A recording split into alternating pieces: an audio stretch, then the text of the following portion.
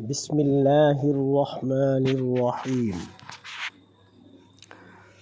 آج ہم درس قرآن کا دوسرا سبق پڑھیں گے اور یہ سورۃ الفاتحہ اور آیت نمبر 2 اور 3 اور 4 کا ترجمہ اور تشریح مختصر اور اس کے تفسیری نکات بیان کیے جائیں گے۔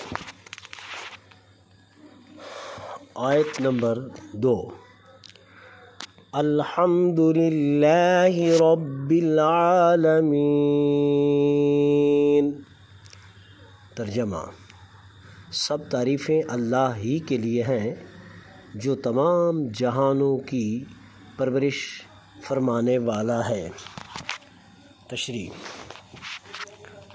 تفسیر کبیر کے حوالے سے الحمد میں الف لام استغراق کے لیے ہے، یعنی ہر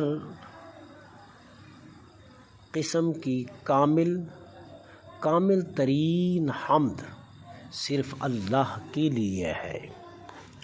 یہ آیت توحید اور ربوبیت کی جامع بنیاد ہے، جس میں انسان کو اس کی اصل منبع نعمت کی یاد دہانی کروائی گئی ہے۔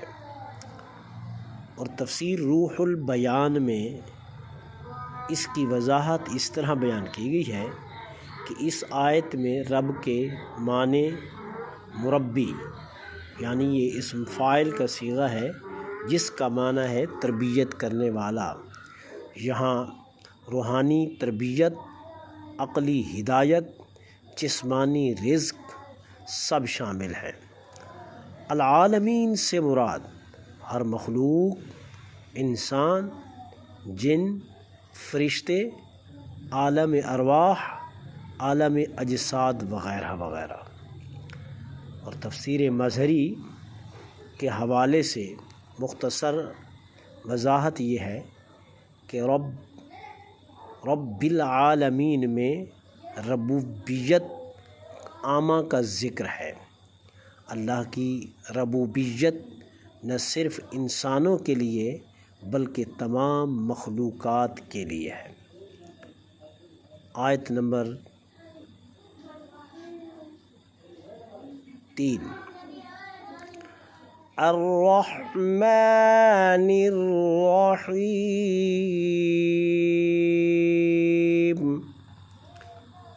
نہایت مہربان، ہمیشہ رحم فرمانے والا۔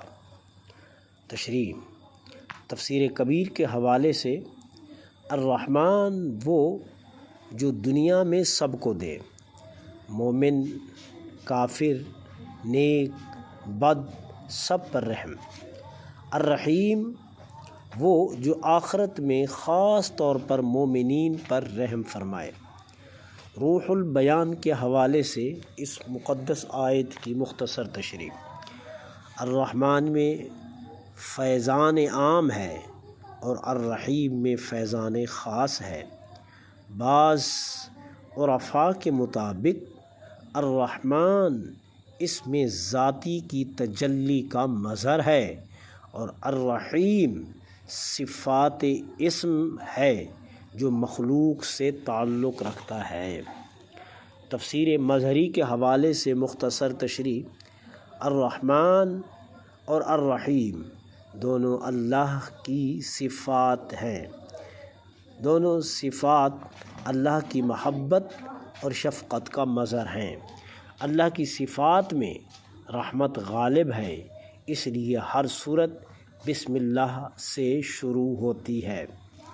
آیت نمبر 4، مالک یوم الدین،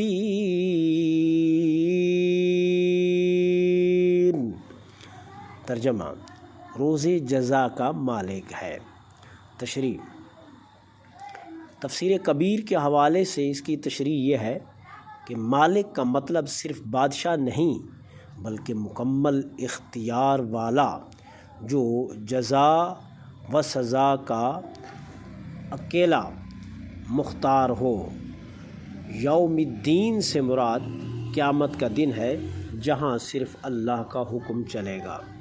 روح البیان کے حوالے سے اس کی مختصر تشریح یہ ہے، یوم الدین وہ دن ہوگا جہاں نہ بادشاہ ہوگا، نہ وزیر ہوگا، نہ کوئی وکیل ہوگا، صرف رب ہوگا اور بندہ۔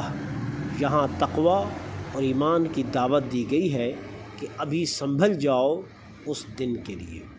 تفسیر مظہری کے حوالے سے مختصر تشریح، قیامت کے دن اللہ اپنی کامل عدالت سے ظاہر فرمائے گا کہ ہر عمل کا نتیجہ برحق ہے۔ خلاصہ کلام یہ ہوا کہ یہ 3 آیات انسان کو اللہ کی حمد و ثنا کی تعلیم دیتے ہیں۔ دوسری آیت میں ربوبیت اور رحمت پر ایمان پختہ کرتی ہے۔ تیسری آیت اور یوم حساب کی یاد دہانی کروا کر ہمیں نیک عمل کی ترغیب دلاتی ہے۔ اللہ رب العزت جو کچھ ہم نے بیان کیا ہے اس پر عمل کرنے اور سننے اور سنانے کی توفیق عطا فرمائے۔ وما علی الا البلاغ۔